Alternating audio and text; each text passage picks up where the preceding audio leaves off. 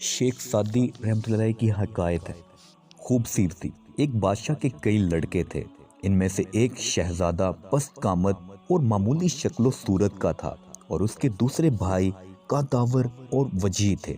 एक दफा बादशाह ने अपने कमरू फर्जंद को नफरत और हकारत से देखा। शहजादा यानी खुदा दाद फरासत से बाप के रवैये का मतलब समझ गया। उसने कहा, अब्बा जान, छोटे कद वाला शख्स अक्लमंद बुलंद कामत वाले अहमक से बेहतर है। जो चीज कदरो कामत में छोटी है, हो सकता है कि वो कीमत में ज्यादा हो, जैसा कि बकरी हलाल है और हाथी हराम है। बाप हंस पड़ा और सल्तनत के उमरा और वुज़रा ने उस ख्याल को पसंद किया।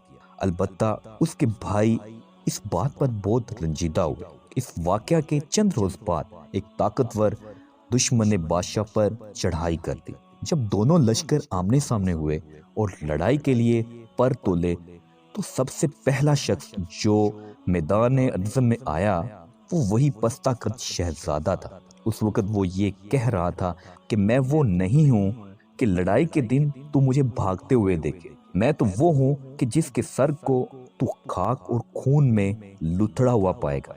जो शख्स जंग लाता है वो अपने खून से खेलता है और जो मैदान से भागता है वो अपनी फौज के खून से खेलता है। ये शहजादा दुश्मन की फौज पर टूट पड़ा और उसके कई बहादुरों को मार गिराया। जब बाप के पास वापस आया तो जमीन बोस होकर कहा कि आपने जब तक मेरे हुनर को अच्छी तरह से नहीं देख लिया तो मुझे हकीर जाना। सच तो ये है कि दुबला पतला सा तेज रफ्तार घोड़ा लड़ाई के दिन काम आता है, ना कि मोटा ताजा बैल। कहते हैं कि दुश्मन की फौज बहुत ज्यादा थी, इसके मुकाबले में बादशाह की फौज बहुत कम थी। एक गिरोह अपनी कम तादाद को देखकर जी छोड़ बैठा और उसने भागने का इरादा किया।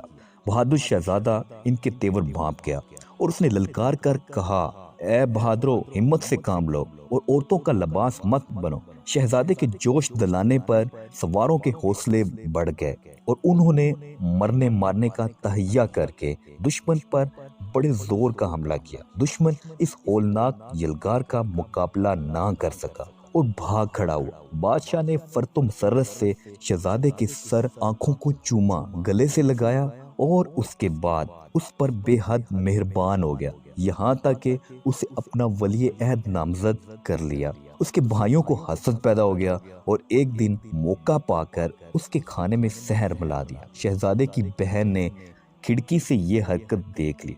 शहजादे ने यूं ही जहर आलूद खाने से हाथ खींच लिया और कहा, ये मुश्किल है कि अहले हुनर मर जाएं और बेहुनर इनकी जगह ले लें। अगर दुनिया से मादूम हो जाएं तो फिर भी कोई शख्स उल्लू के साए तले नहीं आएगा। बादशाह को इस वाकया का इल्म हुआ तो उसने हासद भाइयों को तलब किया और उन्हें मुनासिब सजा दी और फिर हर एक के लिए आसपास के इलाकों में से इनकी मर्जी के मुताबिक हिस्सा मुकर्रर कर दिया, ताकि फसाद की जड़ कट जाए और झगड़े का एहतमाम ना रहे। क्योंकि दनाओं का कौल है कि 10 दरवेश एक गदड़ी में सो सकते हैं, लेकिन 2 बादशाह एक मुल्क में नहीं समा सकते।